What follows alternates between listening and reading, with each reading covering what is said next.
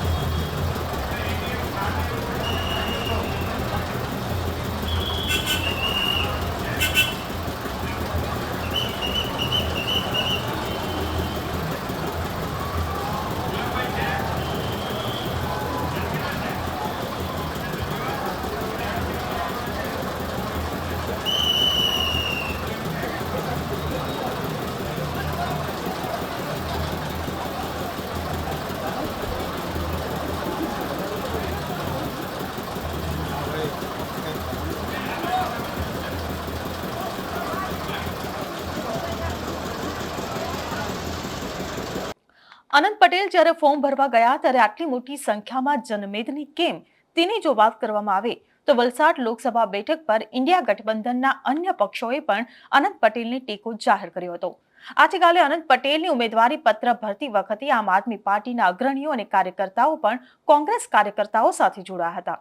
અનંત પટેલ કે જે વર્તમાનના વાંસદાના કોંગ્રેસના ધારાસભ્ય છે, જો કે આ વખતે કોંગ્રેસે તેમને વલસાડ લોકસભાની ટિકિટ આપી છે અને ભાજપના ધવલ પટેલની સામે ચૂંટણી મેદાનમાં ઉતાર્યા છે. ત્યારે ભાજપે એક અજાણ્યા નવા ચહેરાને ટિકિટ આપી તો તેની સામે અનંત પટેલ કે જે સમગ્ર દક્ષિણ ગુજરાતના આદિવાસી વિસ્તારમાં અગ્રણી આદિવાસી નેતા તરીકેની આક્રમક છાપ ધરાવે છે અને ગ્રાઉન્ડ લેવલે કામ કરી રહ્યા છે. ત્યારે વલસાડ બેઠક પર કોંગ્રેસના અનંત પટેલ અને ભાજપ ઉમેદવાર ધવલ પટેલ વચ્ચે બરાબરીનો જંગ ખેલાવાનો છે. અહેવાલ માટે તમારું શું કહેવું છે તેમને કમેન્ટ બોક્સમાં લખીને ચોક્કસથી જણાવશો. જો વિડીયો પસંદ આવ્યો હોય તો વિડીયોને લાઇક, શેર અને અમારી ચેનલ નિર્ભય ન્યૂઝને સબસ્ક્રાઇબ કરવાનું ભૂલશો નહીં. આભાર.